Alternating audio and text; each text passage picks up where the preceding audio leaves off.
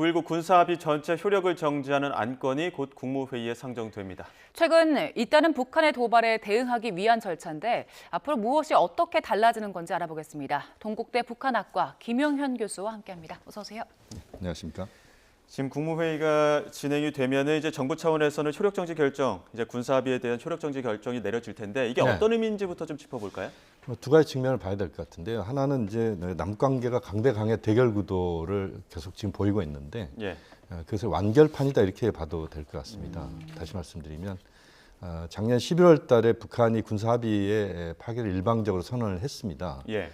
그러니까 이제 북한의 선언 이후에 우리까지 이제 9.19 군사합의를 파기하는 쪽으로 이제 그렇게 갈 수밖에 없다. 지금 이제 정부 입장이 그렇게 나온 거 아닙니까? 예. 그렇기 때문에 이제는 남북 관계는 군사적 측면에서는 강대강의 대결 구도, 이 구도를 지속할 수밖에 없는 뭐 이런 상황으로 지금 갈 수밖에 없다. 이렇게 봐야 될 것 같고요. 또 하나는 이제 이 9.19 선언이 갖고 있는 의미가 상당히 긍정적인 의미가 있습니다. 예. 이것은 이제 남북 간의 군사적 충돌을 그 원천적으로 봉쇄해야 하는 완충지대 역할을 하는 게 사실상 이제 9.19 군사합의인데 우리까지 이제 이것을 이제 효력 정지를 시키게 되면 실질적으로 그 남북 간의 군사적인 우발적인 충돌 상황이나 또는 돌발적인 상황에 대한 대응 또는 관리 시스템이 없어지는 겁니다. 예. 그러니까 실질적으로 북한의 도발이 휴전선 선상이나 또는 NLL 서해 북방 한계선 선상에서 발생할 경우에 그것을 이제 그 동안에는 남북이 이 군사합의라고 하는 그 틀 속에서 이것을 조절할 수 있는 그런 능력을 가졌다 이렇게 봐야 되는데 이것이 없어지기 때문에 군사적인 차원에서 보면 남북 간의 긴장 수위는 계속 높아질 수밖에 없는 그런 또 우려를 할 수밖에 없는 대목이라고 봐야 되겠습니다. 예. 예. 짚어주신 대로 북한에서는 지난해 11월에 네네. 군사합의 파기를 선언했잖아요. 네, 그리고 그렇습니다.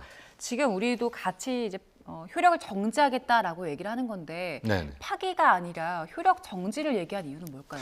그것은 이제 두 가지 측면인데요. 이제 정부 지금 대통령실에서 나오는 이야기는 남북 간의 상호 신뢰 회복을 전제로 했을 때 이야기입니다. 그러니까 앞으로 남북 간의 신뢰 회복이 이루어진다면 9.19 군사합의는 다시 작동한다.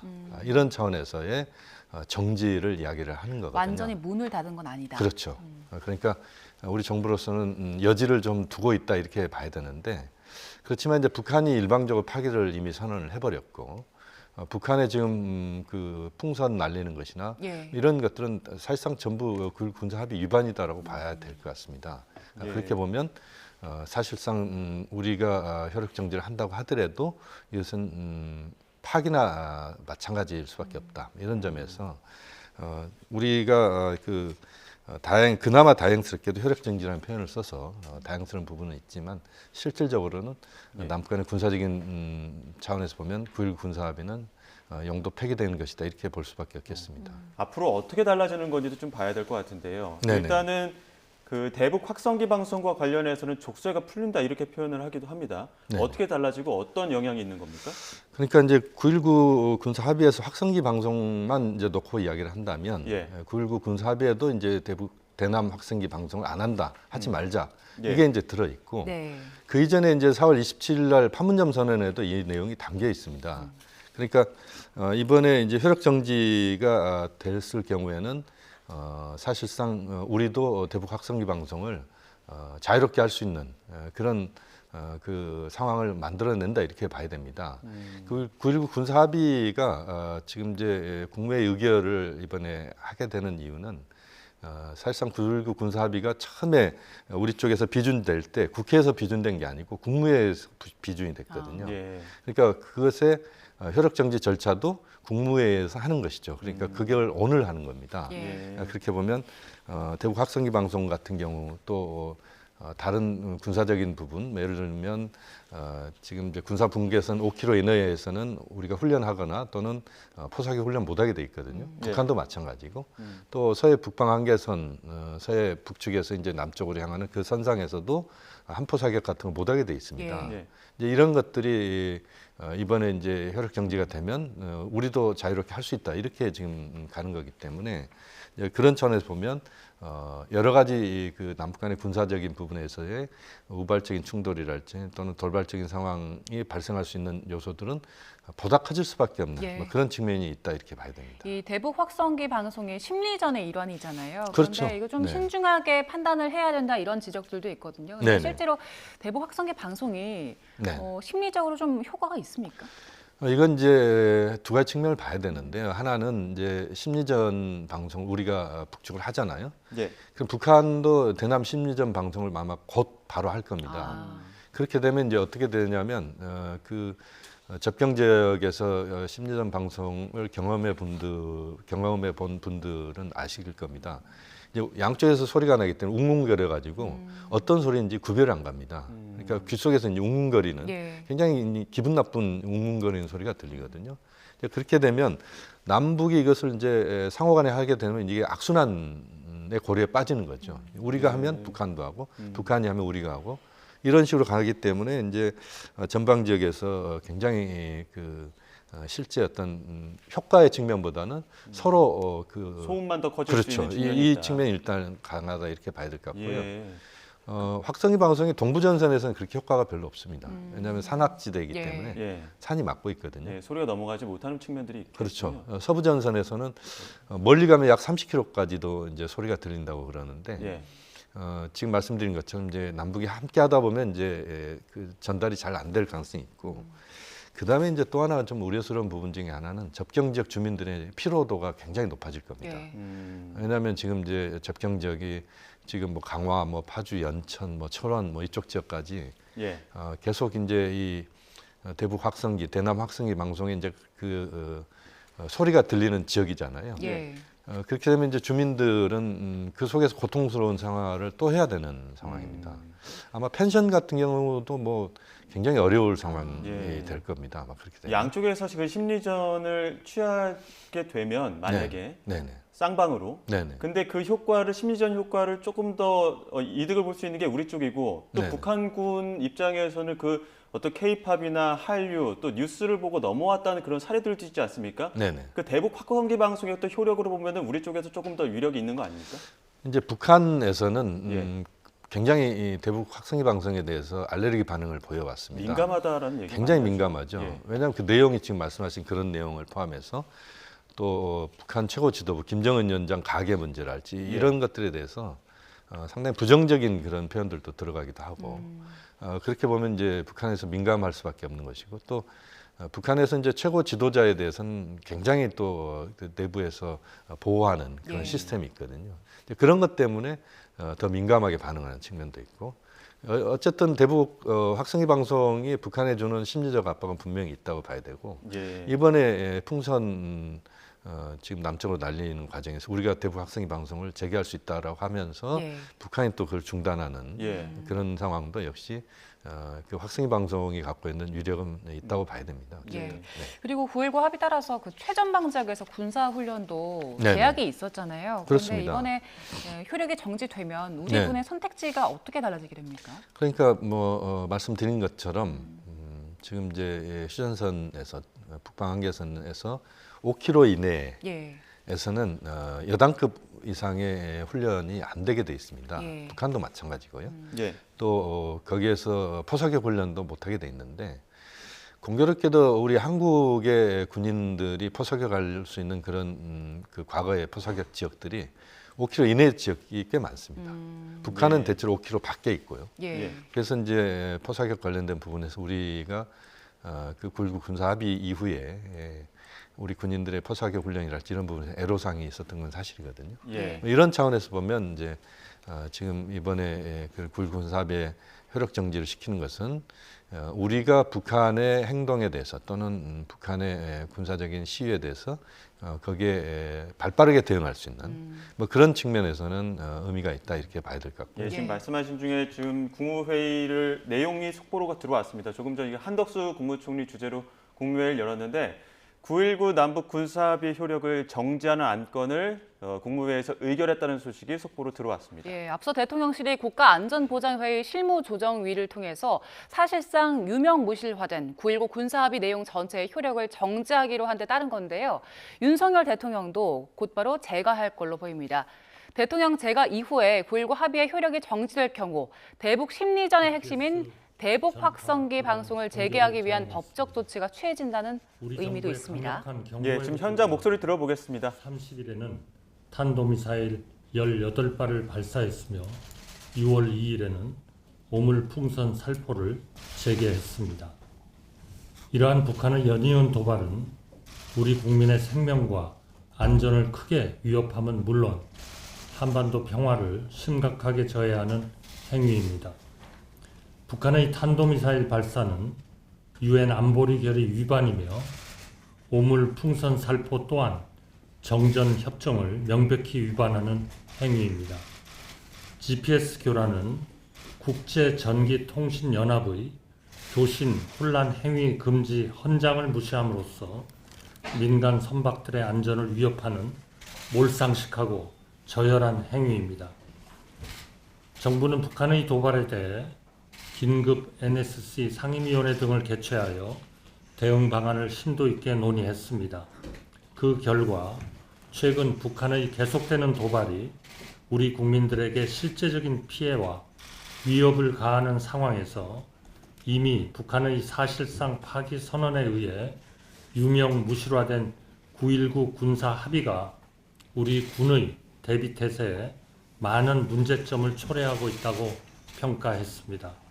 따라서 오늘 국무회의에서는 남북한 상호 신뢰가 회복될 때까지 9.19 군사합의 전부의 효력을 정지하는 방안을 추진코자 합니다.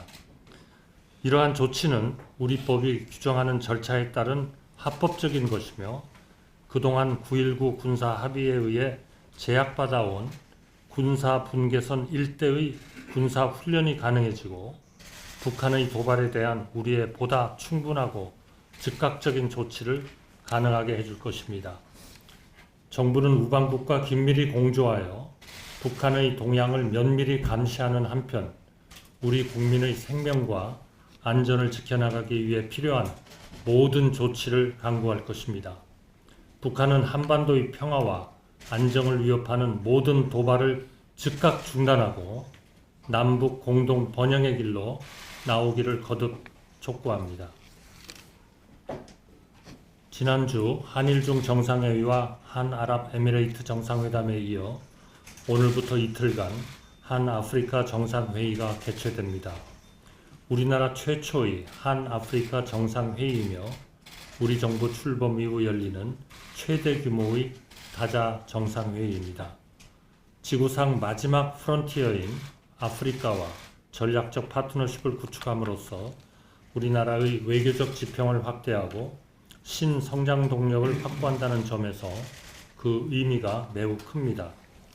이번 정상회의에는 한국과 수교한 아프리카 54개국 중 아프리카 연합 회원국 자격이 있는 한덕수 국무총리의 모두 발언 들으셨습니다. 지금 9.19 남북 군사합의 효력 정지에 대해서는 국무회의에서 의결이 됐고 이제 대통령 재가만 남은 상황입니다. 자, 한덕수 국무총리 이야기를 들어보면 이미 북한의 사실상 파기 선언 때문에 지금까지 우리 군의 대비태세에 많은 문제점이 있었다 이런 네네. 이야기를 했거든요. 어떤 네. 문제점이 있었던 겁니까? 그러니까 북한이 그동안 9.19 군사합의 이후에 예. 그 위반 상향 3,000건 이상입니다. 우리 군 당국이 확인한 바에 따르면. 예. 그러니까 이제 북한이 많은 부분 9.19 군사합의를 사실상 그동안 효력 정지시켰다 이렇게 봐야 되는데 예. 거기에 대해서 우리가 이제 실질적으로 우리도 효력 정지를 시킴으로써 법적인 측면이랄지 이런 부분에서 아무 문제 없이 이제 우리가 행동할 수 있다는 건데 결국 지금 이제 군사분계선 선상에서 5km 이내에 예. 그 동안에는 우리의 군사 훈련도 불가능했고 또 포사격 훈련도 안 됐습니다. 예. 못하게 돼 있었죠. 예. 또 우리 군은 그 5km 그 내에 포병 훈련장이 많아서 네네. 북한은 또 후방에 있다 보니까 북한은 후방에서 군사 훈련 다 하고 있는데 네네. 우리는 오히려 그 밀집된 지역에서 군사 훈련 못 하고 있었다는 거 아닙니까? 그렇습니다. 그래서 이제 포병 훈련이나 이렇게 예. 하게 될 경우에는 후방 부대로 내려와 가지고 포병이 이제 그 훈련을 하거나 예. 뭐 이런 경우들이 많았습니다. 예. 또 지금 이제 그 서해상에서 보면 백령도 서북도서 예. 오개섬 있지 않습니까? 여기에서 이제 해상 사격이 금지가 돼 있어요.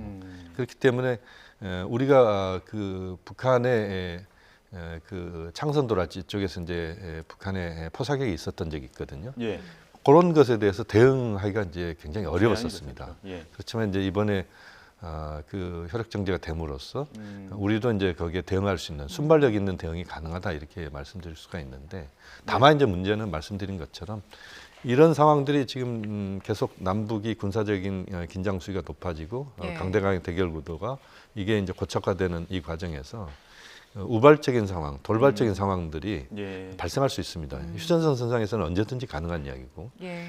NLL 선상도 마찬가지거든요. 이제 이것에 대해서 이것을 컨트롤할 수 있는 그런 능력을 남북이 지금 상실해가고 있다. 예. 이런 점에서 상당히 또 우려스러운 부분은 분명히 있다고 봐야 됩니다. 예, 저희가 조금 전에 전해드린 것처럼 이제 9.19 군사합의 효력 정지가 국무회의에 의결 안건로 올라갔고 네. 이제 대통령 제가 남은 상황이잖아요. 대통령 제가까지 이루어지면 네. 북한에서도 이 소식을 보고 어떤 대응을 할 것 같은데 어떻게 반응하겠습니까? 일단 뭐 북한은 그 군사 합의에 대해서 작년 11월 달에 파기를 예. 선언을 이미 해버렸습니다. 예. 그렇기 때문에 이제 논리적으로 보면 우리가 파기 선언이 아닌 효력 정지를 하는 그런 중간 단계를 우리가 선택을 했기 때문에 예. 북한이 거기에 대한 반발은 뭐 저는 그렇게 크지는 않을 거라고 보고 예. 말로서는 강하게 대남 비난 공세를 펼칠 가능성이 있습니다. 좀 걱정스러운 부분은 이제 우리 대북 그 전단을 뿌리는 단체들이 그 북한 쪽으로 대북 전단을 지금 날리겠다는 거 아닙니까? 예. 공교롭게도 지금 6월부터 8월 정도까지가 남에서 북으로 바람이 부는 시기입니다. 보통 겨울에는 북에서 남으로 불고 여름에는 남에서 북으로 바람이 부는데 네. 이 풍선은 사실상 이 바람 영향을 굉장히 많이 받지 예. 않습니까? 예. 그래서 지금 이제 우리 쪽에서 대북 전단 살포 단체들이 이 전단을 살포할 경우에 북한이 거기에 또 반응할 것은 뭐 불문가지입니다. 그 과정에서 서로 이제 또 매우 그 갈등적인 요소들이 실제 분출되는 뭐 이런 부분에 대한 또 우려가 있는데 우리 당국이 굉장히 신중하고 차분하게 여기에 대응을 좀 해야 된다고 봅니다. 예. 마지막으로 이제 오늘 의결이 돼 있고 이제 제가만 남은 상황인데 네. 당장 뭐 대북 확성기 방송을 재개한다거나 이런 상황은 아니지 않습니까? 그렇습니다. 현재는 이제 대북 확성기 방송을 할 준비를 우리가 한다는 것이죠. 예. 그리고 이제 고정형 대북 확성기가 있고 이동형이 있어요. 예. 그래서 지금 아마 이동형을 우선 아마 준비를 할 가능성이 높은데 즉각 어쨌든 대응할 수 있게. 그렇죠. 예. 지금 당장 뭐 우리가 바로 한다는 것은 아니기 때문에 예. 좀 더 지켜봐야 되겠습니다만 어쨌든 한반도의 군사의 긴장이 고조되는 상황들은 우리에게도 분명히 이제 좋지 않습니다. 그래서 예. 우리 정부가 이 부분에서는 매우 차분한 대응을 좀 할 필요는 있다고 봅니다. 예, 알겠습니다. 여기까지 듣도록 하겠습니다. 지금까지 동국대 북한학과 김용현 교수와 함께했습니다. 고맙습니다.